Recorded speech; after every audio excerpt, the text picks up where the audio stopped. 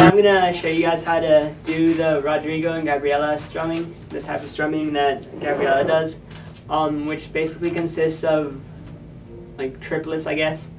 And it's a fairly simple concept once you like get the hang of it.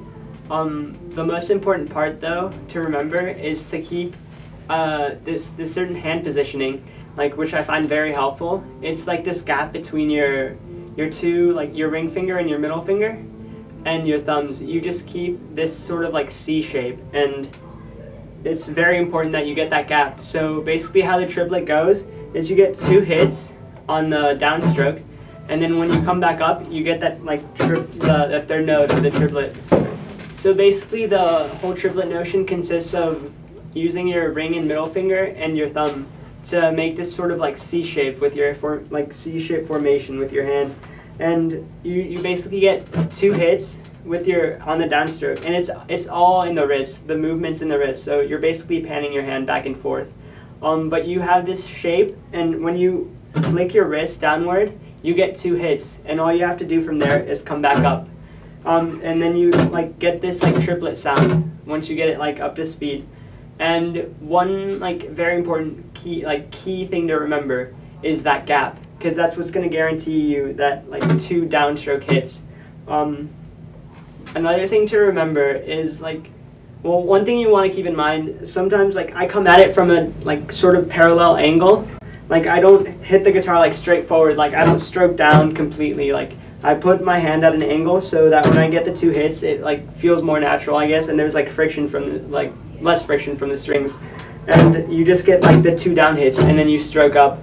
And then once you basically get the 2 hits down, you come up with a third one, and then once you get that down, you like start working in tabs. Another very important thing to remember is just keep your thumb and your ring and middle fingers parallel, and that should be it. Like if you keep that gap, all you have to do is rotate your wrist, get 2 hits, and flick it back up.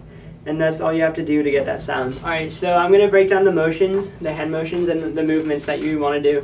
One thing you want to keep in mind is when you're doing this sort of triplet thing, you try not to move your arm, because that's a big flaw in like when some people attempt to do it. They like do all this like try to move, like put all the motion in their arm, when really it should be just your wrist, and that like reduces like the amount of effort you have to put into it.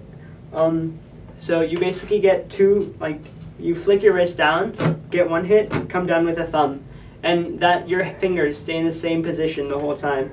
So just fingers and then thumb, and then you just come back up with a thumb again, and it's all like in the wrist. And something else you want to keep in mind is don't put any effort on your fingers, because sometimes I'll see people doing this too. They'll try to strum out, fan out their fingers to get a sound. But that makes the triplet sound really sloppy, and it doesn't give you that clear-cut sound that you're looking for when you're doing the triplets. So make sure this is like, I can't stress enough how vital the little like space between your fingers is. So you just want to go down with your fingers and your thumb, and then just come back up, all wrist, and try to keep your arm movement to a minimum. I'm going to give you guys an example of a chord progression that an example of a chord progression that you can use this triplet to. It's going to go A minor, C, D minor, and E major. So I'll just start out slow, I guess.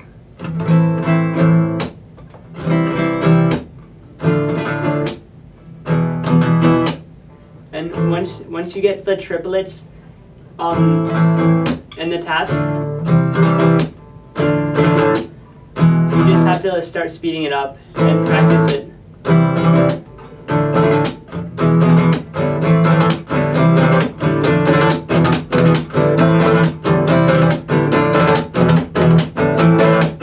One thing that might be helpful when doing this is you can play farther down towards the bridge of the guitar, but I find it helpful when you go more towards the neck for your strumming, because it puts you at this like a different angle, which is more like, it reduces the strain from the strings, so it's like a lot easier to go faster.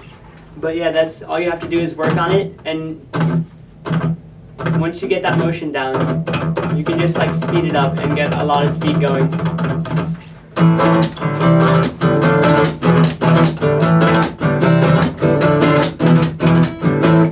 A key to this strumming is to keep your wrist straight. Like often some of you might try to like come at the strings with like a bent wrist, kind of like get them straight down. But really it's all about keeping that like wrist straight too. And it's a panning motion of your hand just in this formation. And by keeping your wrist straight, you're like enabling yourself to come at the strings at a different angle. Like the way I do it, like my ring finger is the one that like gets the most impact on the strings, and then I come at it with the side of my thumb, and you get sort of a lateral like hit on the strings, and like it's important to keep your wrist straight.